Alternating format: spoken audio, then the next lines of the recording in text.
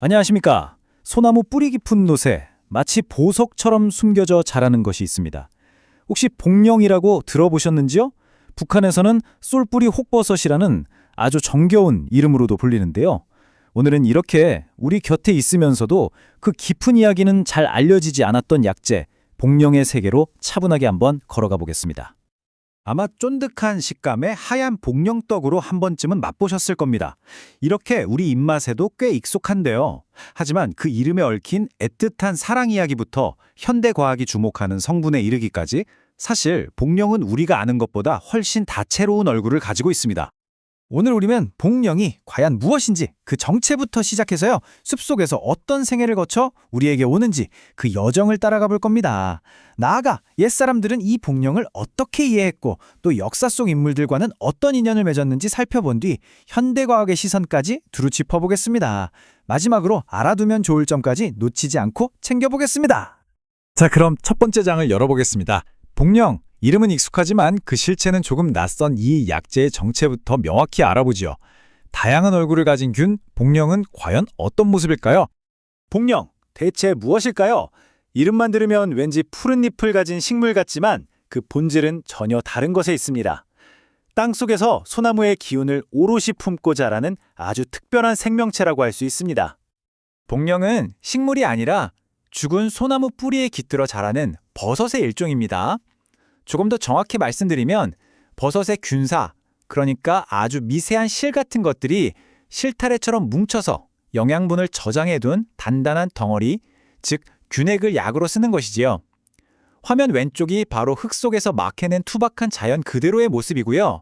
오른쪽이 우리가 약재로 만나게 되는 깨끗하게 다듬어진 형태입니다. 여기서 균액이라는 말이 조금 생소하게 들리실 수도 있겠습니다. 쉽게 비유하자면 버섯이 혹독한 환경을 견뎌내기 위해 영양분을 꾹꾹 눌러 담아 놓은 일종의 생존 주머니라고 생각하시면 이해가 편합니다. 우리가 약으로 쓰는 복령은 바로 이 생명의 정수가 담긴 귀한 부분인 셈입니다.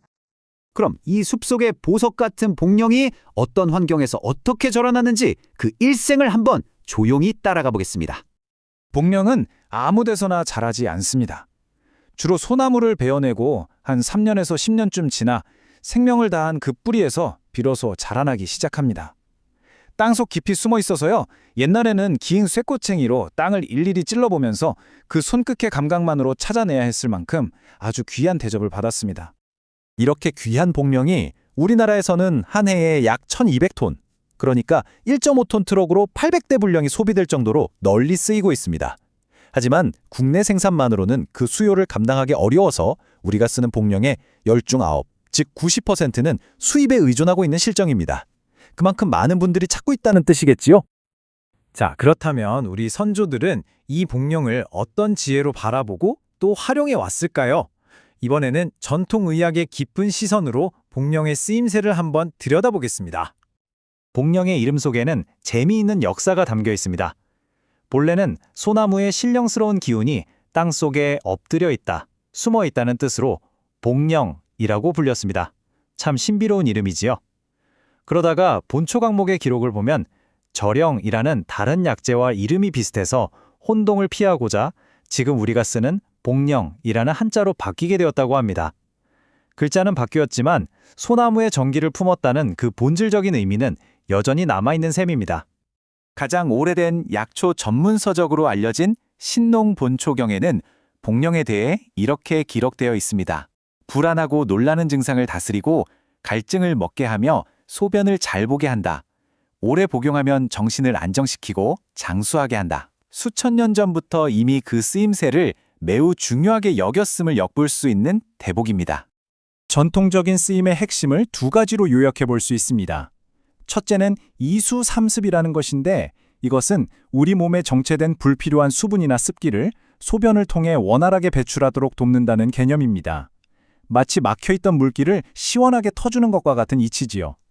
둘째는 영심안신입니다. 마음을 편안하게 하고 정신을 안정시킨다는 의미를 담고 있습니다. 그래서 예로부터 불안하거나 가슴이 두근거릴 때 응용되어 왔습니다. 이처럼 중요한 약재였기에 복령은 단순히 의서에만 머무르지 않고 역사 속 인물들의 삶과 얽히면서 여러 흥미로운 이야기들을 남겼습니다. 그중 몇 가지를 소개해드리겠습니다. 복령이라는 이름의 유래에는 한편의 애틋한 사랑 이야기가 전해져 내려옵니다. 옛날에 신분을 넘어 사랑에 빠진 소령이라는 아가씨와 소복이라는 청년이 깊은 산속으로 도망쳤다고 합니다. 그런데 소령이 풍수병으로 그만 앓아눕자 소복이 약초를 찾아 헤매다 우연히 다친 토끼를 쫓게 되었죠. 토끼가 사라진 죽은 소나무 밑동에서 이상한 흙덩이를 발견했고 이것을 다려먹인 소령의 병이 거짓말처럼 낫게 되었다고 합니다.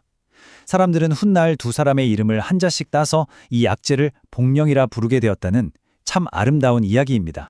중국 송나라 시대의 위대한 문인으로 칭송받는 소동파 선생, 그 역시 복령과 아주 깊은 인연을 맺은 인물입니다. 하지만 그의 빛나는 업적 뒤에는 젊은 시절 그를 줄곧 괴롭혔던 지독한 허약 체질이 있었습니다. 어릴 적부터 잔병치레가 잦았던 그는 여러 의원을 찾아다녀도 뚜렷한 차도가 없자 스스로 의학서적을 파고들었다고 합니다. 학자다운 집념이었지요. 그러다 마침내 신농본초경에서 복령의 효능이 자신의 증상에 꼭 맞는다는 것을 발견하고 꾸준히 복용하기 시작했습니다. 그 결과 마침내 건강을 되찾았고 이후에는 꿀과 참깨를 넣어서 복령떡을 직접 만들어 먹으며 평생 건강을 관리했다고 전해집니다. 권력의 정점에 있던 인물도 복령을 애용했습니다. 청나라의 서태후는 자신의 건강을 위해 사용했던 약선 처방 중에 무려 78%의 복령을 활용했다고 하니 황실에서도 그 가치를 얼마나 높이 평가했는지 짐작할 수 있습니다. 자, 그렇다면 과거의 기록과 이야기 속에 머물러 있던 복령은 오늘날 현대과학의 날카로운 눈으로는 어떻게 해석되고 있을까요? 이제 고문서에서 현대 실험실로 그 무대를 한번 옮겨보겠습니다. 과거에는 소나무 원목을 탕에 묻어서 복령을 재배했기에 시간과 노력이 많이 들고 또 흙 같은 이물질이 섞일 위험도 있었습니다. 하지만 최근 국내 연구진이 멸균된 톱밥을 이용해서 실험실 환경에서 복령을 아주 깨끗하고 안정적으로 대량 생산하는 기술을 개발했습니다. 이것은 수입 의존도를 낮추고 더 우수한 품질의 복령을 우리 손으로 얻을 수 있는 아주 중요한 길이 열렸다는 의미가 있습니다. 성분에 대한 현대적 연구도 활발합니다. 특히 2018년 국립산림과학원과 성균관대학교 공동연구팀이 국제학술지 셀에 발표한 연구가 주목을 받았습니다. 연구팀은 복령의 균액에서 4가지 천연 화합물을 분리해냈고 실험실 환경에서 이 화합물들이 폐선암 세포의 증식을 억제하고 스스로 사멸하도록 유도하는 현상을 관찰했다고 보고했습니다. 물론 이것은 실험실 단계의 기초 연구 결과이며 인체에 대한 치료 효과를 의미하는 것은 결코 아닙니다. 다만 전통적으로 사용해온 지혜의 근거를 현대과학으로 규명하려는 의미 있는 노력의 하나로 이해하시면 좋겠습니다. 마지막으로 복령을 생각할 때 우리가 유의해야 할 점 몇 가지를 짚어보는 것이 좋겠습니다. 어떤 것이든 신중한 접근이 중요하기 때문입니다. 무엇보다 중요한 것은 제대로 된 진품 복령을 사용하는 것이겠죠? 당나라의 문학가 유종원은 시장에서 토란을 복령으로 속여 판 것을 먹고 병이 악화된 경험을 글로 남기기도 했습니다. 예나 지금이나 올바른 약재를 구하는 것이 첫걸음입니다. 또한 아무리 좋은 약재라 하더라도 모든 사람의 체질에 다 맞는 것은 아닙니다. 전통의학의 지혜는 언제나 균형을 강조하는 것이지 만병통치를 말하는 것이 아님을 반드시 기억하는 것이 중요합니다.